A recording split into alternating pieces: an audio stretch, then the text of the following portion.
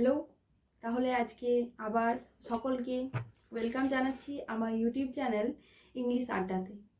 আজ আমরা একটু বড় বিষয় নিয়ে আলোচনা করব। কেমন বড় বিষয়? সেটা হচ্ছে ন্যারেশন চেঞ্জ। এটা ন্যারেশন চেঞ্জ কি আবার একটা আলাদা নাম রয়েছে, যেটা হচ্ছে ডাইরেক্ট স্পিচ থেকে ইনডাইরেক্ট স্পিচ। এবার ডাইরেক্ট স্পিচ কি?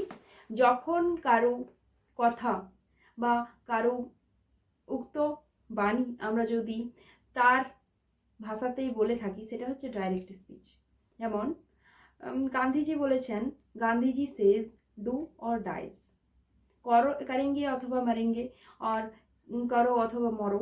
এই জিনিসটা বলেছেন গান্ধীজি। সেই জিনিসটা যদি আমরা নিজের ভাষাতে, যে তিনি বলেছেন যে করো অথবা মরো, এরকম ইনডাইরেক্ট স্পিচে যদি আমরা বলে থাকি, সেটাই হচ্ছে ন্যারেশন চেঞ্জ। ন্যারেশন অর্থাৎ বক্তাকে আমরা চেঞ্জ করে দিচ্ছি।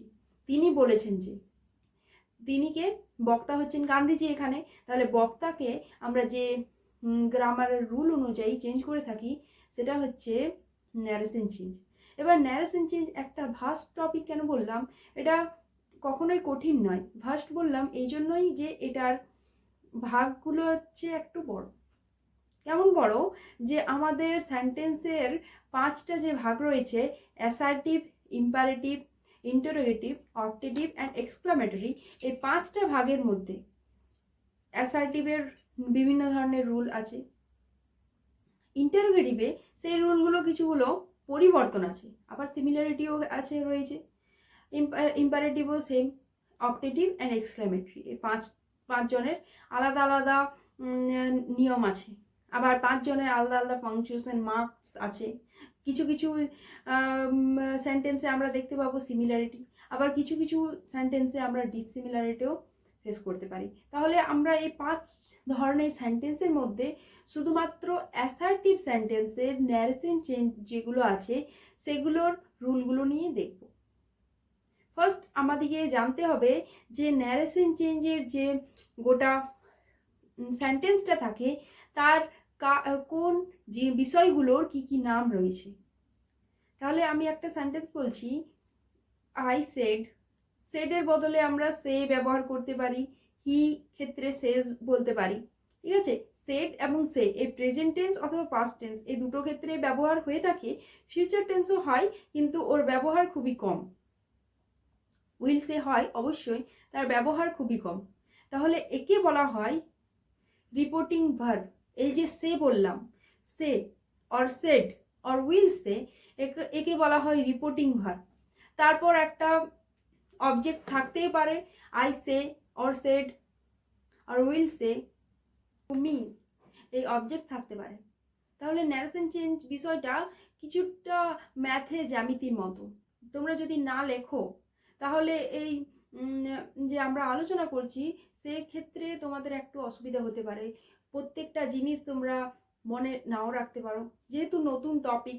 তাই জন্য তোমরা একটা কপি এবং পেন নিয়ে বসো, যে টপিকগুলো বা যে নামগুলো তোমরা নতুন শুনছো, সেগুলো তোমরা লিখে নাও, নোট ডাউন করে নাও।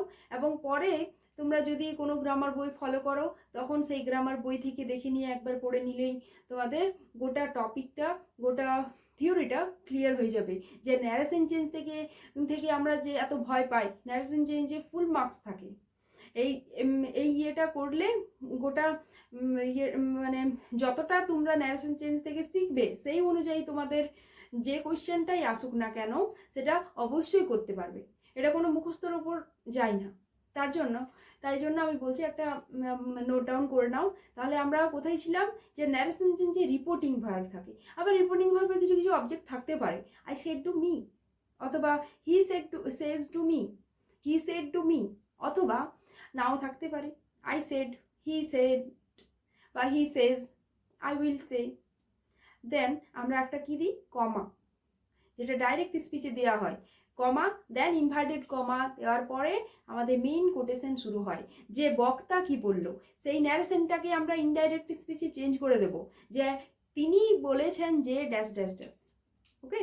তাহলে কমা, ইনভার্টেড কমার মধ্যে যে কোনো একটা সেন্টেন্স লেখা হলো, সেই সেন্টেন্সটার ওপর বেস করে আমাদের চেঞ্জটা। সেই সেন্টেন্সটা যদি প্রেজেন্ট টেন্সে হয়ে থাকে তাহলে আমরা চেঞ্জ করতে পারবো। আবার যেটা যদি চিরন্তন সত্য হয়ে থাকে, দৈনন্দিন অভ্যাস বুঝিয়ে থাকে, তাহলে আমরা কখনোই চেঞ্জ করতে পারবো না। সেটার মধ্যে কোটেশনের মধ্যেই থাকে। যেমন আমি একটা বলছি, he said the earth rounds the sun, the earth rounds the sun. সূর্য চারিদিকে পৃথিবী ঘোরে বা পৃথিবী সূর্যের চারিদিকে ঘোরে, হয়েছে। এটা আনকোট, ফুল স্টপ, এটা হয়ে গেল একটা সেন্টেন্স। এবার আমরা এই সেন্টেন্সটা একবার টেন্স ধরে করব, present tense, past tense, future tense. Then আমরা তারপর দেখব কমা ইনভার্টেড কমার ভাগগুলো, বা কমা ইনভার্টেড কমা তুলে দিয়ে কি বসে। তারপর স্টেপ বাই স্টেপ বিভিন্ন ধরনের যে অ্যাডভার্ব অফ টাইম বা অ্যাডভার্ব অফ প্লেসে যে পরিবর্তন হয় সেটা বলে দেবো একবার। এবং যদি কোনো অবজেক্ট থেকে থাকে, প্রোনাউন থেকে থাকে, তাহলে সেই প্রোনাউনগুলোও ন্যারেশন চেঞ্জে চেঞ্জ হয়ে থাকে, সেই জিনিসগুলো দেখব। তাহলে আমাদের মোট 5-6টা বিষয় আমাদের পরিবর্তন হয় এই ন্যারেশন চেঞ্জে, ডাইরেক্ট স্পিচ থেকে ইনডাইরেক্ট স্পিচ আসার সময়। ফার্স্টে আমরা আলোচনা করলাম যে রিপোর্টিং ভার্ব। এই রিপোর্টিং ভার্বে যদি says to, say to or said to থাকে, তাহলে সেড টু থাকলে টোল্ড হয়, সে টু থাকলে টেল হয়, TELL। আবার সেজ টু থাকলে টেলস হয়, কি টেলস, TELLS যোগ হয়ে যাবে। দেন কমা এবং ইনভার্টেড কমা তুলে দিয়ে আমাদেরকে একটা দ্যাট বসাতে হবে। যেহেতু এটা অ্যাসার্টিভ সেন্টেন্সের নিয়ম, সেক্ষেত্রে তোমরা অবশ্যই মনে রাখবে অ্যাসার্টিভ সেন্টেন্সে কমা এবং ইনভার্টেড কমা তুলে দিয়ে দ্যাট বসে, এগুলো কিন্তু ইম্পারেটিভ বা ইন্টারোগেটিভ সেন্টেন্সে আলাদা হয়ে যায়, পরিবর্তন হয়।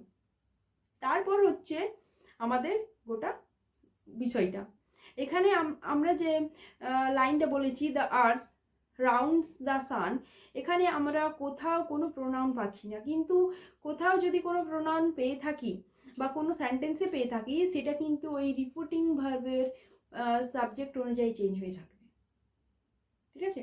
ওটা রিপোর্টিং ভার্বের সাবজেক্ট অনুযায়ী চেঞ্জ হয়ে থাকবে। যে গান্ধীজি বলেছেন যে ডু অর ডাই, তিনি বলেছেন যে এখানেও ডু অর ডাইও কোনো প্রোনাউন নেই, সেখানে আমরা ওই রিপোর্টিং ভার্বের সাবজেক্ট অনুযায়ী চেঞ্জ করে থাকবো। তাহলে এখানে the earth round the sun, এখানে আমরা বলতে পারি দ্য আর্থ, তাহলে ওটা যদি পাস্ট টেন্সে থাকে, এটাও তো পাস্ট টেন্সে করে দেওয়ার একটা নিয়ম আছে। রিপোর্টিং ভার্ব যদি পাস্ট টেন্সে থাকে, রিপোর্টেড স্পিচ, এই কমা বা ইনভার্টেড কমার মধ্যে যে স্পিচটা আছে সেই জিনিসটাকে আমরা বলবো রিপোর্টেড স্পিচ। এই রিপোর্টেড স্পিচের ভার্বের টেন্সের পরিবর্তন হয়। কিন্তু আমি আরেকটা নিয়ম বললাম যে যদি কি থাকে, চিরন্তন সত্য বোঝায়, অথবা তোমার যে ডেইলি বা দৈনন্দিন জীবনে যদি অভ্যাস কোনো একটা বোঝায়, তখন সেটা পাস্ট টেন্স হয় না। তাহলে পাস্ট টেন্স হবে না এটাও। এটা তো চিরন্তন সত্য, কখনো যে সূর্য পৃথিবীর চারিদিকে ঘুরে দিল, আবার কখনো পৃথিবী সূর্যের চারিদিকে ঘুরে দিল, এটা তো নয়। তাহলে এটা চিরন্তন সত্য, তাহলে এই গোটা সেন্টেন্সটা আমরা কপি পেস্ট করে দেবো, the earth round the sun, ব্যাস। তারপর কমা ইনভার্টেড কমা তুলে দেওয়া হয়েছে এখানে, তারপর ফুল স্টপ বসে যাবে। এটা হয়ে গেল তোমার অ্যাসার্টিভ সেন্টেন্সের নিয়ম। কমা ইনভার্টেড কমা তুলে দিয়ে কি হয়, টেন্সের কি পরিবর্তন হয়, টেন্সটা, এবং যে আমি বললাম প্রোনাউনের চেঞ্জ হবে, সেই প্রোনাউনের চেঞ্জটা, অ্যাডভার্ব অফ টাইম। এবার আরেকটা জিনিস আছে adverb of time, adverb of place. যেমন ন্যারেশন চেঞ্জে যদি কোনো সেন্টেন্সে নাও থাকে, আই এম রিডিং নাও, এটা তোমার ইনভার্টেড কমার মধ্যে থাকলো, সেটা চেঞ্জ হয়ে যাবে দেন। এটা হচ্ছে অ্যাডভার্ব অফ টাইম, অথবা অ্যাডভার্ব অফ প্লেস যদি বলা হয় হিয়ার, হিয়ার থেকে হয়ে যাবে দেয়ার। প্রত্যেকটা টেন্সে একই রকম হবে চেঞ্জ, কমা ইনভার্টেড কমাটা আলাদা হবে চেঞ্জ। আর তোমার বলতে পারো যে রিপোর্টিং ভার্বটা চেঞ্জ করলাম, সেই ক্ষেত্রে কিছুটা আলাদা হতে পারে। এবং অবশ্যই পাংচুয়েশন মার্কগুলো আলাদা হবে। যেমন ইন্টারোগেটিভে আমরা পাংচুয়েশন মার্ক কি দিই, কোশ্চেন মার্ক দিই, সেটা কিন্তু চেঞ্জ হয়ে ফুল স্টপ হয়ে যাবে। আবার এক্সক্লেমেটরি সেন্টেন্সে আমরা punctuation mark, exclamation marks use করি, সেটা চেঞ্জ হয়ে ফুল স্টপ হয়ে যাবে। তাহলে বেসিক আমাদের যে 5টা সেন্টেন্সের মধ্যে একটা সেন্টেন্স আজকে আমরা কমপ্লিট করলাম, যেটা হচ্ছে অ্যাসার্টিভ সেন্টেন্সের ন্যারেশন চেঞ্জ। Thank you. তাহলে আজ এই পর্যন্তই থাক। তোমরা সবাই ভালো থাকো, সুস্থ থাকো।